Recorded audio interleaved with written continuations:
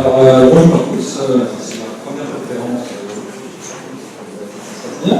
Donc, je m'appelle Patrick Post, mon pseudo online c'est Libre Online. Donc, je suis tuteur de Instagram, tout ce qui existe. J'ai un blog l'école.com. Et tout ce qui se trouve le code et les slides sont accessibles sur un bibliothèque de la Massimo. Alors, bibliothèque, c'est un peu comme GitHub, mais l'avantage, c'est qu'on peut faire des comptes privés gratuits. Donc, si vous faites du développement pour vous, n'hésitez pas à en partager parce que c'est pour vous. Vous pouvez le mettre là. Alors, pourquoi utiliser CMDB? Alors, à la base, c'est arrivé si j'avais un point client. C'est moi qui lui ai proposé de prendre WordPress pour faire son site. Donc j'ai fait son site, tout allait bien, c'était nickel. Et un jour, elle m'a demandé de faire une chose qui n'était pas prévue au départ, donc je l'ai faite, c'était pas prévu, donc c'était ensuite. Mais c'est une chose que je ne savais pas faire avec ACF. Parce que c'était des champs un peu particuliers, donc je voulais mal dire à mon client, ah maintenant on ne peut pas faire, c'est WordPress ou pas, c'est moi qui lui ai proposé la WordPress, donc je ne sais pas dire c'est quoi aussi. Donc j'ai cherché une solution, pas trop compliquée, pour faire ce que j'avais besoin de faire, et donc j'ai fait CMD2. Pourquoi CMD2? Parce que c'est du code. Donc, à la base, moi je suis développeur, j'ai un monde de développeur informatique, donc le code c'est ce que je sais faire. J'avoue qu'à ACF, moi, développer avec la clique de souris, c'est pas la façon de développer en faisant ça. Donc le code, c'est plus mon truc à moi. Donc ça me plaît. Après, donc à partir du moment où on parle de code, on parle de ouf. Personnellement, c'est pas le jeu qui va contredire les codes du code, on fait des loops. Donc c'est pratique pour l'utilité de votre code et ainsi de suite. En plus, le code est très proche de WordPress. Donc quand vous apprenez WordPress, le processus d'acquisition des compétences sont assez linéaires, c'est assez pratique. Et en utilisant CMD2, ça reste dans la même continuité d'apprentissage de WordPress. Donc vous ne perdez pas de temps, c'est toujours dans votre apprentissage. Et dernier point, pour tout ce qui est custom post type, donc ça n'a rien à voir avec cette conférence, Xcode, et dans les prochaines versions de CMD2, les codes seront fusionnés, ce qui permettra d'avoir une seule interface, tout ce qui est custom field, custom type, custom taxonomy, custom tout ce que vous voulez. Alors, comment installer CMD2?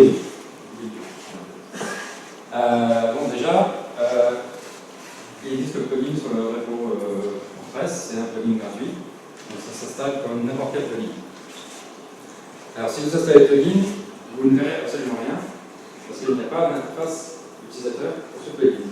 C'est purement du code. Donc, vous allez coder dans votre function.php, ou vous créez un plugin, ou un votre thème, ou ce que vous voulez, mais dans l'administration WordPress, vous ne verrez rien.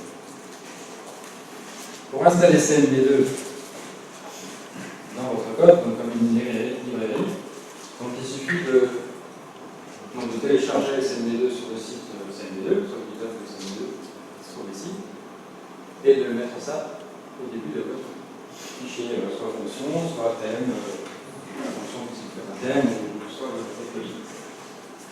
C'est tout. Après, une fois que vous avez ça, vous pouvez utiliser CMD2. Alors, comment l'utiliser?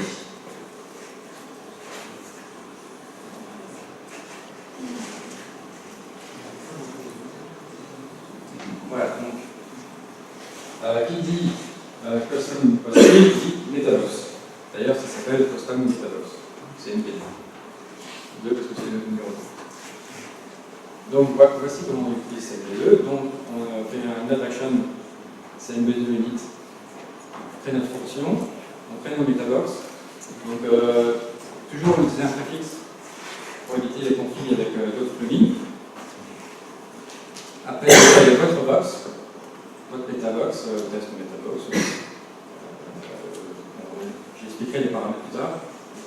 et après, on a des champs un par un dans notre métabox. Si vous avez été à la conférence Christiane dernière, c'est assez proche. J'ai discuté longtemps avec les développeurs de Pipris, et mon souci à moi, c'est que Pipris est toujours en version bêta. Donc là, ça y a une bêta sur un site client, c'est un peu problématique. Enfin, ça peut l'être.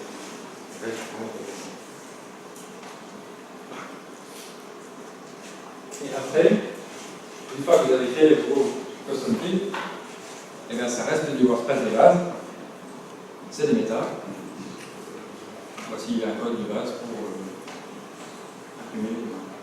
afficher le méta dans votre thème, dans votre plugin. Là où vous voulez.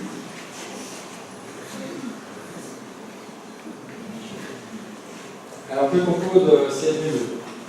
Alors, là, on revient un peu au parallèle avec ACF. Dans CMV2, on a 31 champs prédéfinis, donc des champs texte, des champs long texte, des champs date, des champs email, des champs, tout un tas de champs prédéfinis qui permettent de les utiliser directement quand vous installez CMV2. Je ne vais pas rentrer en détail parce que vous avez le plugin. La grande force de l'ACF, c'est ce qu'on appelle les éditeurs. On sait que beaucoup utilisent ACF. CMV2, ça existe aussi, ça s'appelle Lego. Mais le principe est le même. On crée un groupe et après on rentre les champs. Donc,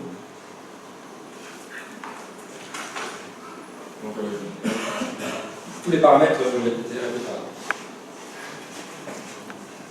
Donc, justement, exploration des paramètres.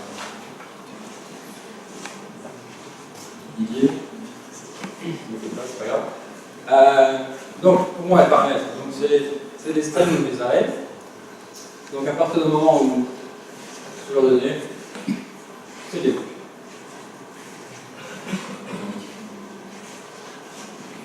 On va voir des exemples.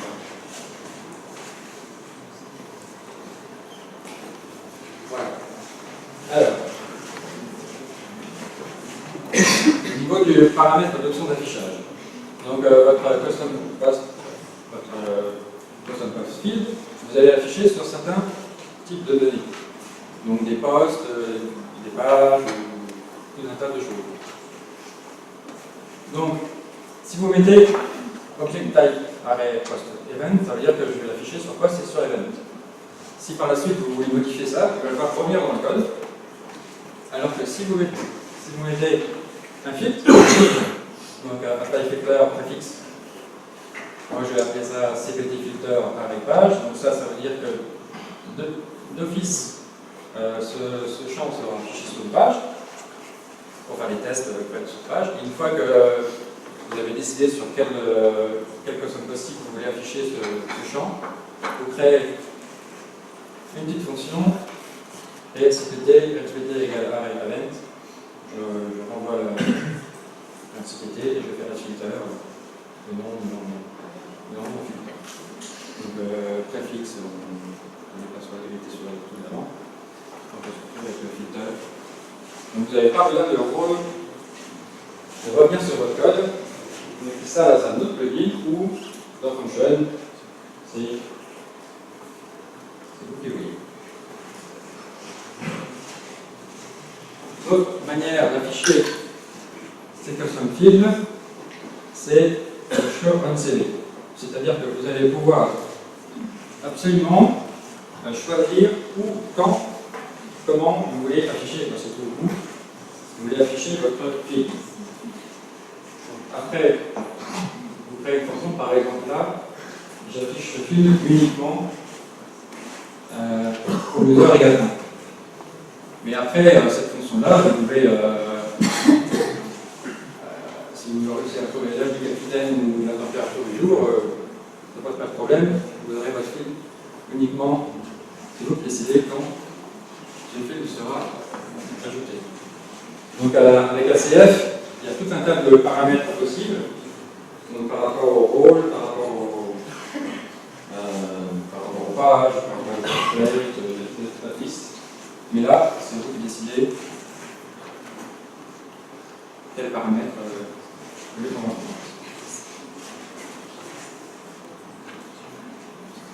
Paramètres des données. Donc là, par exemple, je vais faire un exemple. Je dois faire le site pour le WPT. Quand l'élève me demande de faire le site, je ne connais pas encore les orateurs. Donc je crée un champ orateur qui s'appelle le micro, donc avec des orateurs fictifs. Je crée un filtre, toujours préfixe comme filter, et lorsque je saurai, ça je peux le faire tester par le client, je vais voir que ça marche, les fonctionnalités fonctionnent, tout marche bien. Et lorsque j'aurai la liste définitive des orateurs, je crée ma fonction. Donc là, j'ai simplement renvoyé l'arrêt, mais ça peut être une query sur un CPT, ça peut être naviguer sur un autre site, ça peut être tout ce que vous voulez. Je renvoie le filter, et hop. Et dès que cette fonction, dès que j'active cette fonction, j'ai les bons.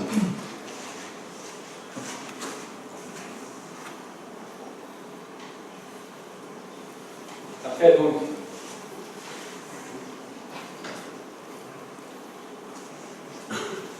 comme je disais tout au début, pour moi, le gros avantage de la custom bot de CMD2, c'est de pouvoir créer ses propres custom fields. Donc, vous pouvez les savoir sur le site, il y a des développeurs qui créent des modules et que après, vous pouvez l'utiliser vous-même, en créer de nouveaux.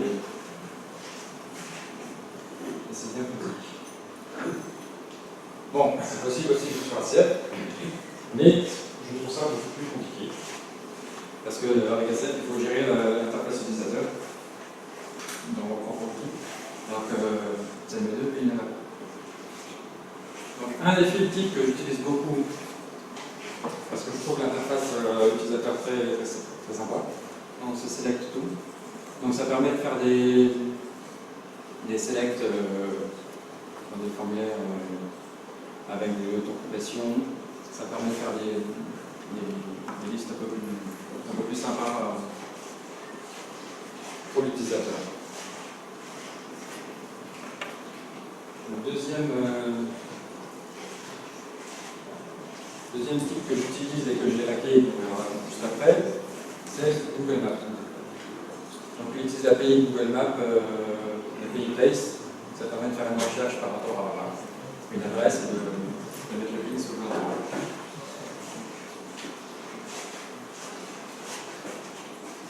Le dernier point là-dessus, on peut aussi le champ personnalisé, vous pouvez aussi le mettre en front. C'est-à-dire que vous pouvez faire un formulaire en front. Donc soit par rapport avec un shortcode, c'est la manière la plus simple, ou le développeur de ce plugin a fait un post, je vous invite à aller le chercher pour le voir, qui permet de montrer comment faire pour permettre au visiteur, qui est le bien sûr, à partir des fronts, de créer un nouveau post. Donc le code est un peu long, donc c'est pour ça que je l'ai pas mis là, vous pouvez aller voir si vous avez des questions sur la préparation. Ensuite, donc voilà, donc là pour créer mon propre champ personnalisé,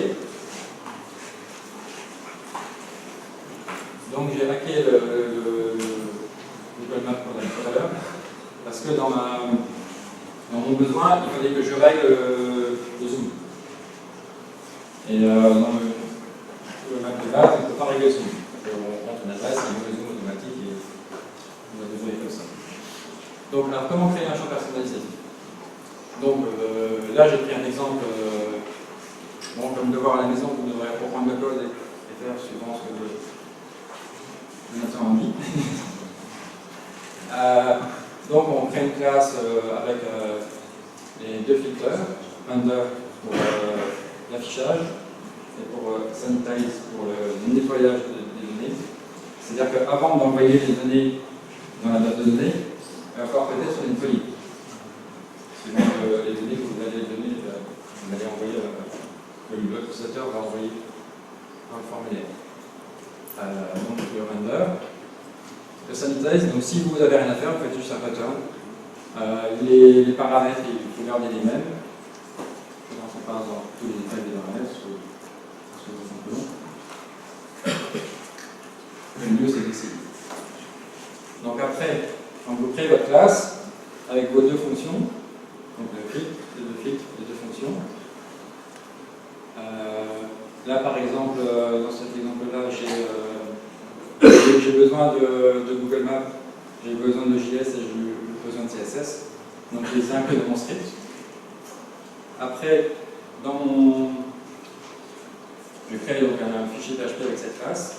Je l'inclus dans mon plugin à moi, donc que j'ai mis dans le répertoire CMD field map /CMD field map.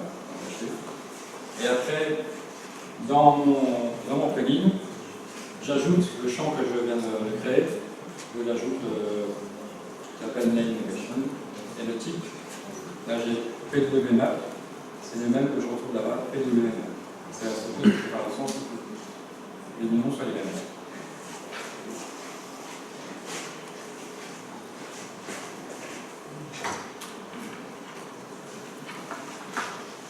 Alors, donc voilà la suite. Donc voilà ce que j'avais besoin par rapport au plugin de base. Vous pouvez voir le plugin de base sur GitHub. Et moi je l'ai modifié déjà pour récupérer l'adresse. Parce que le plugin de base il récupère juste le code coordonnées GPS. J'avais besoin de récupérer l'adresse. J'avais besoin de récupérer l'adresse de Google, votre envoi Google. C'est un JSON avec le pays, avec la région, avec le code postal, avec tout un tas de choses qui peuvent être intéressantes pour le système.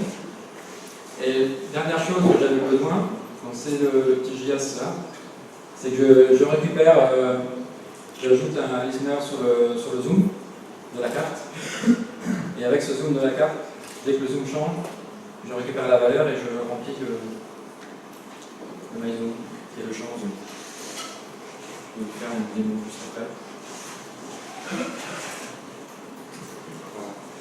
Alors, la démo. J'ai une petite question. Il y a un truc que j'arrive jamais à faire avec ACF qui correspond à proprement afficher des choses en fonction. À partir du moment où j'ai rempli des tags, c'est-à-dire je remplis un tag, et je voudrais que automatiquement j'ai une boîte qui s'ouvre. Est-ce que le tag machin chose a été rempli? Sur ACF, je ne peux pas le faire proprement, je peux le faire des vidéos. Est-ce qu'on peut le faire avec ce plugin?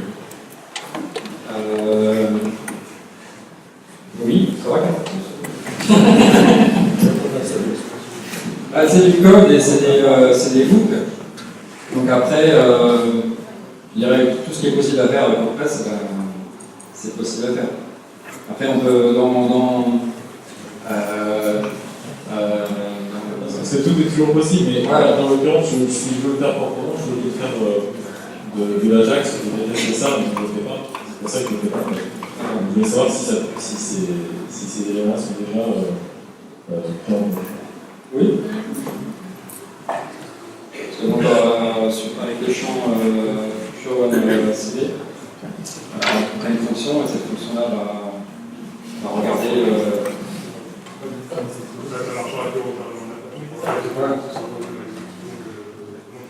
automatique. Automatique, forcément, il faut l'Ajax, il faut quelque chose comme ça. Ça peut pas venir de nulle part. Oui. Alors, on peut faire aussi.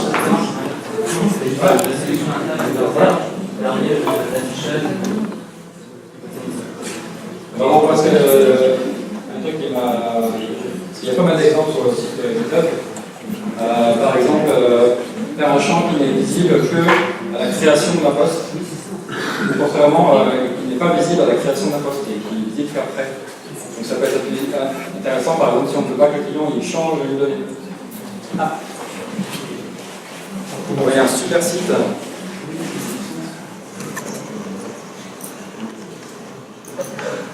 Donc au niveau du back-office, j'ai mon plugin Nemo CNC. J'ai mon plugin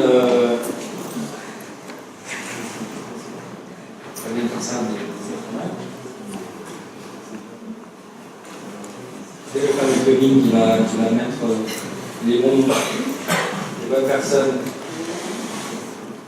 dans les orateurs.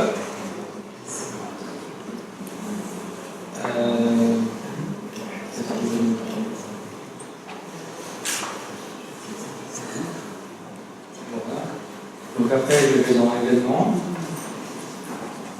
Donc j'ai mon événement en bibliothéque. Donc là, c'est un autre champ qui est fourni avec un add-on de CMB2. Donc ça me permet d'avoir même si là c'est une journée, je peux faire plusieurs journées. Donc par exemple, si vous avez un hôtel ou de réservation avec des planches, des plages de date, ça peut être intéressant. Donc là, c'est le fameux select tout. Donc je peux déplacer, je peux supprimer, je peux ajouter. Donc tape une ligne, une compression automatique. Donc ça peut être pratique. Donc ici, donc là j'ai la carte. Alors j'ai mis les champs visibles de latitude et longitude. Ça c'est un champ data avec le JSON. Ça c'est le zoom. C'est des champs que j'ai laissés visibles, mais lors du passage en cours, j'ai vont disparaître parce que le client n'a pas les voir.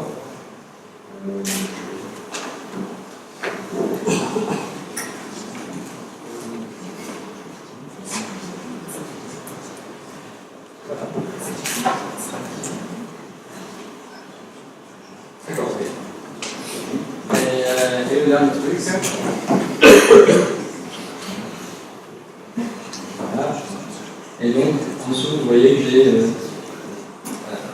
un répéteur avec. Donc j'ai l'événement principal, donc du bibliothèque, et après j'ai des répéteurs avec l'after, avec un peu et de nouveau en pile. Et vous voyez que le zoom n'est pas le même entre celui d'avant et celui d'après, parce que celui d'avant, c'est à Nantes, donc il faut que je sache où c'est Nantes. Et là, je suis déjà à Nantes, donc c'est intéressant de savoir où c'est dans Nantes. C'est pour ça qu'il y a besoin d'avoir